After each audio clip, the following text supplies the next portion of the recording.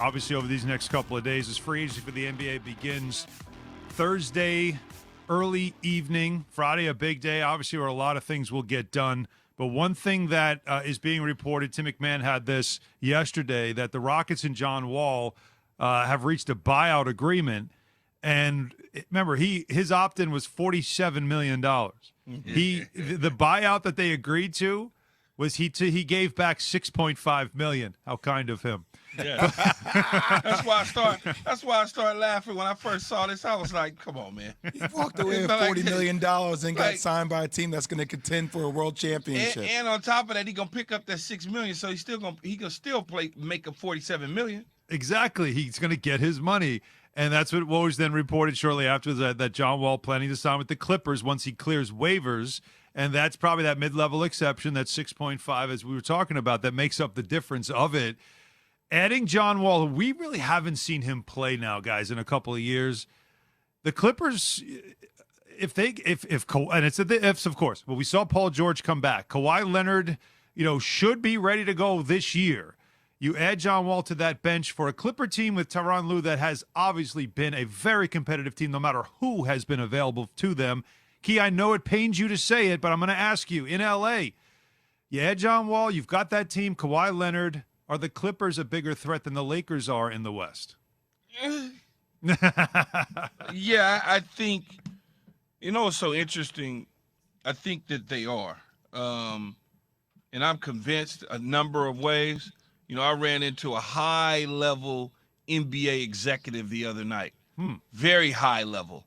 And he told me in a conversation prior to the John Wall signing, I'm sure he knew that the Clippers were better than the Lakers, and they'll be better than the Lakers for the next couple seasons. Now, I have to believe this high-ranking NBA official because he has a good he eye. knows. Mm-hmm. Oh, yeah. Mm-hmm. He knows. He knows with the best of them. So I look at it, and I'm like, damn, maybe the Clippers will finally get one. Yo, I'll go another level on it, Alan, and I'll say it. If they are able to remain healthy, I would give the Clippers a slight edge as the favorites in the Western Conference. I would. Favorites. The favorite. I mean, defensively, they would match up with Golden State in a very real way with their wing defenders, with Reggie Jackson, Norman Powell, with Kawhi Leonard, Paul George. Look, people haven't seen Kawhi Leonard in a while, but let's not forget how talented of a player he was. And one of the, people always throw this out, like it goes back to the bubble. Like, well, have you seen Paul George at end-of-game situations and he can't come through and he hits the side of the backboard? Paul George is one of the most gifted players the game of basketball has in the game today. He really is. He is offensively prolific. So with a guy like Ty Lue that can construct the right game plan, and they have all the pieces, health is their biggest component. And you add John Wall that creates pace and can create shot opportunities for players because of the speed in which he plays. Like I said, if everybody remains healthy, that's the biggest caveat with this team. They're going to be there when it counts, when it's all said and done. Yeah, Paul George drug him all the way to the finish line basically by himself a year ago. So if they get a healthy John Wall, a healthy Kawhi Leonard, and Ty Lue can coach X and O basketball, nice adjustments and everything like that, they're going to be right there. Now, I don't know if they'll beat Golden State or whatever the case may be, but they certainly are going to be right at the top with them. What is John Wall at this point in his career, Jay? What do you see in him? I know, again, what did you see? You haven't seen anything, but we have seen him play a little bit. He really wasn't in the plans with Houston at all, and he knew it. They kept him away from the team. He did want to play, but the last I remember of him, he used to be a blur. I mean, I used to think he was the fastest guy with the basketball in the league, even faster than Westbrook at times because he was so in control with that speed. But with all the injuries and everything else that has happened with him, he physically is not nearly the same player. Can he be effective off the bench for the Clippers? There's no doubt in my mind that John Wall, with Ty Lue's tutelage, can be a very effective player. And the critical word, Alan, here is pace, man. Like, he increases the pace of the ball game because of his ball handling ability. Mm-hmm. And he may not be a blur like he used to be, but he's still fast. Yep. Right? Even him a tad bit slower is still faster than a lot of the league. So creating pace, creating easier transition opportunities, and then once again involved in the pick and roll. And then now think about what you have from a versatility perspective between him and Reggie Jackson.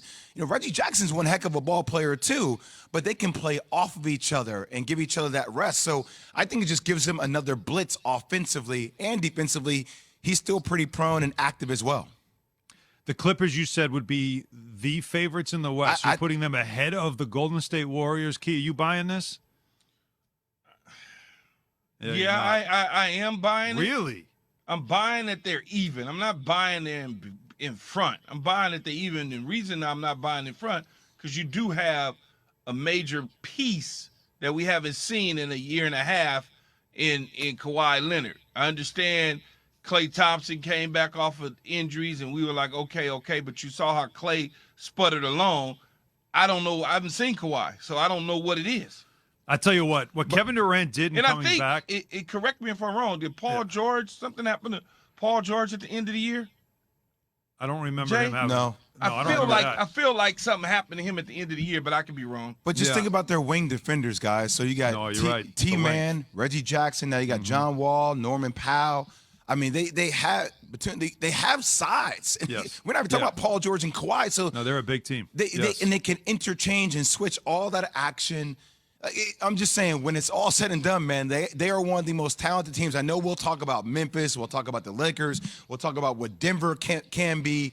We'll talk obviously about Golden State. They deserve all the praise in the world. But this team is constructed with a head coach that has championship experience to be there when it's said and done. Yeah, we've almost forgotten about the Clippers a little bit over the last year, mainly because of those injuries. When Kevin Durant came back, the way he came back from the Achilles and how he just looked the same, that raised the bar for everybody on coming back off an injury, and we expect to see you perform at a high level like Durant did.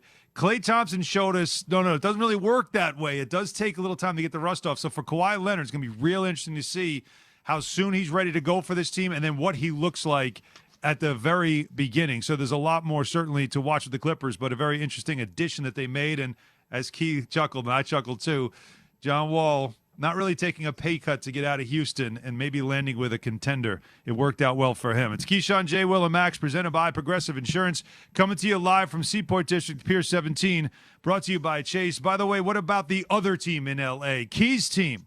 Where do they go after making an attempt at Kyrie Irving? Is that still on the table? That's after Key tells us this about Straight Talk Wireless. Yeah, we're going to have some straight talk about the Lakers, that's for sure. Cutting your price of your wireless bill feels good, really good. Actually, it feels great, so you should try it. So cut your bill by switching to Straight Talk Wireless, now offering $45